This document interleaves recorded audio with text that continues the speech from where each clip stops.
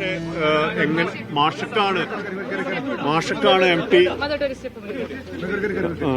മാഷക്കാണ് M T അഭിമുഖം തന്നിരുന്നത്. മാഷോടാണ് M T ഹൃദയം തുറന്നത്. മാഷോട് എനിക്ക് പറയാനില്ല, മാഷ്ക്ക് ശിഷ്യനല്ല, മാഷെ സംബന്ധിച്ചിടത്തോളം ഗുരുവാണ്. ഞാനിപ്പോൾ വളരെ വൈകാരിക ഭാരത്തോടു കൂടിയാണ് നിൽക്കുന്നത്. എന്നുവെച്ചാൽ എനിക്കറിയാം ഓരോ മലയാളിയും എം ടിയുടെ മരണം വ്യക്തിപരമായ നഷ്ടമായിട്ട് എടുക്കും.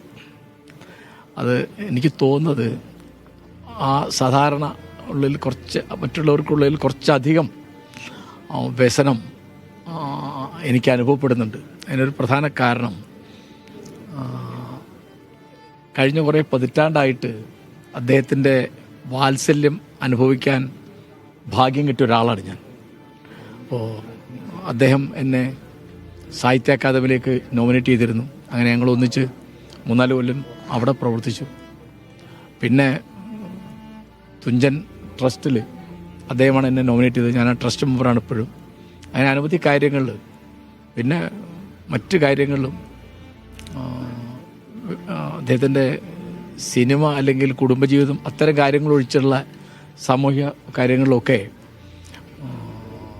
അദ്ദേഹത്തിൻ്റെ കൂടെയുള്ള ഒരാളാണ് ഞാൻ.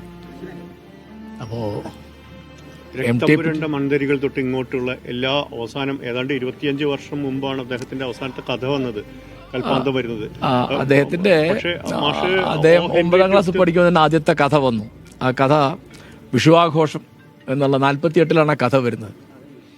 അദ്ദേഹം പാലക്കാട് വിക്ടോറിയ കോളേജിൽ പഠിക്കുമ്പോൾ അദ്ദേഹത്തിൻ്റെ സുഹൃത്തുക്കൾ, അതിൽ ഒരു സഹപാഠികൾ ഉണ്ണി എന്നൊരാൾ മുൻകൈ എടുത്തിട്ട് അവർ രക്തം പുരണ്ട മൺതരികൾ അവർ പൈസ എടുത്ത് അടിക്കുകയാണ്. അദ്ദേഹം പറഞ്ഞിട്ടല്ല, അത് അവരുടെ ആവേശം കൊണ്ട്. അത് കലാരാധക സംഘം എന്ന് പറഞ്ഞിട്ടാണ് പ്രസാദ സംഘത്തിൻ്റെ പേര് വെച്ചത്.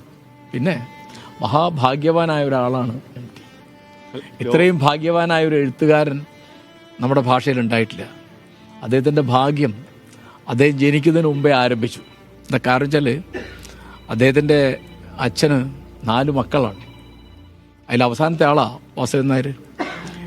അപ്പോൾ അദ്ദേഹം പറഞ്ഞ് ഞാൻ കേട്ടിട്ടുണ്ട്, അദ്ദേഹം ഗർഭത്തിൽ ഊറിയപ്പോൾ അമ്മയുടെ ആരോഗ്യം വളരെ മോശമാണ് എന്നുള്ള കണക്കിൽ ആ കുട്ടിയെ, ആ ഗർഭം അലസിപ്പിച്ച് കളയാൻ അവരുടെ ആരോഗ്യം, അമ്മയുടെ ആരോഗ്യം പരിഗണിച്ചിട്ടാണ് ചില്ലറ പണികൾ കടിച്ചത്. അത് കടന്നു ചാടിയ ആളാണ്. അപ്പോൾ അദ്ദേഹത്തിൻ്റെ ഭാഗ്യം, ആ കുഞ്ഞ് പിറക്കുകയാണ്. അപ്പോൾ അദ്ദേഹത്തിൻ്റെ ഭാഗ്യം ജനിക്കുന്നതിന് മുമ്പേ ആരംഭിച്ചു. പിന്നെ നല്ല വിദ്യാർത്ഥിയായിരുന്നു വാസുദേവൻ നായർ. അദ്ദേഹം 10ാം തരം പാസ്സായത് ഫസ്റ്റ് ക്ലാസ്സോട് കൂടിയാണ്. പക്ഷെ അന്നത്തെ കുടുംബത്തിലെ ദാരിദ്ര്യം കൊണ്ട് ആ ഒരു കൊല്ലം അദ്ദേഹം വെറുതെ ഇരിക്കേണ്ടി വന്നു. കാരണം എല്ലാവരും കൂടി പഠിപ്പിക്കാൻ കാശില്ല എന്ന് പറഞ്ഞിട്ട്. ആ ഒരു കൊല്ലമൊക്കെ അദ്ദേഹം എന്നും വാസുദേവൻ നായർ വായിക്കാന്ന് പറഞ്ഞാൽ എന്നോട് അദ്ദേഹം ജീവിതത്തെപ്പറ്റി ആകെ ഒരു പരാതിയാണ് പറഞ്ഞത് അവസാന കാലത്ത്. അപ്പോൾ ഞാനെന്തോ കാലിൻ്റെ വേദന എങ്ങനെയുണ്ട്, കാലിന് വേദന ഉണ്ടായിരുന്നു, വലത്തെ കാലിന് വേദന ഉണ്ടായിരുന്നു, ഇടത്തെ ചെവി കേൾക്കാൻ കുറച്ച് ബുദ്ധിമുട്ടുണ്ടായിരുന്നു. അപ്പം അത്തരം കാര്യങ്ങളൊക്കെ പറഞ്ഞ കൂട്ടത്തിൽ അതൊന്നും ഒരു പരാതിയോ പരിഭവമൊന്നുമില്ല. അവനോട് പറഞ്ഞു, കാരശ്ശേരി ഇപ്പോൾ പണ്ടത്തെ മാതിരി വായിക്കാൻ പറ്റുന്നില്ല എന്ന് പറഞ്ഞു. അപ്പോൾ ആ തക്കത്തിന് ഞാൻ ചോദിച്ചു, എം ടി സാധാരണഗതിയിൽ എത്ര പേജ് വായിക്കും?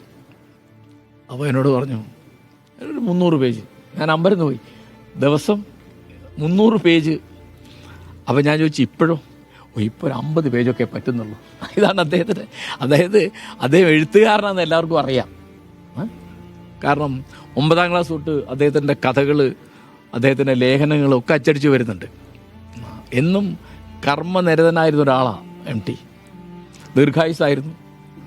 അദ്ദേഹത്തിന് പലതരം ചെറിയ അനാരോഗ്യം, ഇപ്പോൾ ഉദാഹരണം പറഞ്ഞാൽ എന്നും അദ്ദേഹത്തിന് പ്രമേഹം. ഒരു ചെറിയ ഭാഷയെ ലോക സാഹിത്യത്തിന് മുന്നിൽ നെറുകയിൽ തന്നെ വച്ചൊരു മനുഷ്യൻ, മാഷ് അദ്ദേഹത്തെ എങ്ങനെയാണ് എഴുത്തുകാരൻ എന്നുള്ള നിലയിൽ കാണുന്നത്? എം ടി സാഹിത്യത്തിലും സിനിമയിലും പത്രപ്രവർത്തനത്തിലും സാംസ്കാരിക മേഖലയിലൊക്കെ തൻ്റെ കാലം സൃഷ്ടിച്ച ഒരാളാണ്. കാരണം അദ്ദേഹം എവിടെ എന്ത് ചെയ്താലും അതിന് അദ്ദേഹത്തിൻ്റെ ഒരു മുദ്രയുണ്ട്. അതൊരു ചെറിയ കാര്യമല്ല. അപ്പോൾ അദ്ദേഹം സിനിമയ്ക്ക് പാട്ട് എഴുതിയിട്ട്, അപ്പോൾ സാധാരണ ആൾക്കാർക്ക് ഓർമ്മയില്ലാത്തൊരു കാര്യമാണ്. അപ്പോൾ വളർത്തുമൃഗങ്ങൾ എന്നുള്ള സിനിമയ്ക്ക് പാട്ടെഴുതാൻ അദ്ദേഹം നിശ്ചയിച്ചിരുന്നത് നമ്മുടെ യൂസഫ് അലി കേച്ചേരി. അദ്ദേഹം മരിച്ചുപോയി. അപ്പോൾ പാട്ട് എഴുതി കൊണ്ടുവരാം എന്ന് പറഞ്ഞിട്ട് MTയുടെ തിരക്ക് കൊണ്ട് സംഗീത സംവിധായകനും ചില്ലറ ആൾക്കാരൊക്കെ മദിരാശിയിൽ നിന്ന് കോഴിക്കോട്ടേക്ക് വന്നു. കോഴിക്കോട് ഹോട്ടലിൽ ക്യാമ്പ് ചെയ്യുമ്പോഴാണ് യൂസഫ് അലിയുടെ ഫോൺ വരുന്നത്. അപ്പോൾ എന്താണ്, യൂസഫ് അലിയുടെ പെങ്ങളുടെ മകൾക്കൊരു കല്യാണം പെട്ടെന്ന് തോന്നുന്നു, നിക്കാഹ്. അപ്പോൾ അതിന് അമ്മാവൻ ഉണ്ടായേ പറ്റുള്ളൂ. അപ്പോൾ എനിക്കിന്ന് വരാൻ നിവൃത്തിയില്ല എന്ന് പറഞ്ഞു. ആ MT പറഞ്ഞു ശരി എന്ന് പറഞ്ഞു. പിന്നെന്താണ്, വെറുതെ ഇരിക്കണം ഇവരാർ, ഈ സംഗീത സംവിധായകനൊക്കെ. അപ്പോൾ സാധാരണ ആരും ചെയ്യുന്നൊരു കാര്യം, വേറെ സുഹൃത്തുക്കളെ, അദ്ദേഹത്തിന് എത്ര കവികളെ അറിയാം, എത്ര പാട്ടെഴുത്തുകാരെ അറിയാം. ഇപ്പോൾ P. ഭാസ്കരൻ മാഷൊക്കെ വലിയ വാത്സല്യമാണ്. അപ്പോൾ MTയുടെ ഏറ്റവും വാത്സല്യം ഉണ്ടായിരുന്ന ആൾ എൻ്റെ അറിവിലും അനുഭവത്തിലും പാട്ടെഴുത്തുകാരൻ ഭാസ്കരൻ മാഷ. അദ്ദേഹം ഒരു പാട്ടിൽ താന്നിയൂർ എന്നൊരു വാക്ക് പ്രയോഗിച്ചു. എന്നിട്ട് ആ പാട്ടൊക്കെ റെക്കോർഡ് ചെയ്ത് കഴിഞ്ഞപ്പോൾ MTയോട് ഭാസ്കരൻ മാഷ് പറഞ്ഞു, അങ്ങനൊരു സ്ഥലമൊന്നും ഇല്ല കേട്ടോ, ഞാൻ MTക്ക് സന്തോഷമാകാൻ വേണ്ടി അങ്ങനെ എഴുതിയതാണ്, അങ്ങനെ നാട്ടുമ്പുറം ഇങ്ങനെ വരുന്നതിൻ്റെ. അപ്പോൾ ഈ ഞാൻ പറഞ്ഞു വന്ന കഥ വളർത്തുമൃഗങ്ങളുടെ കഥയാണ്.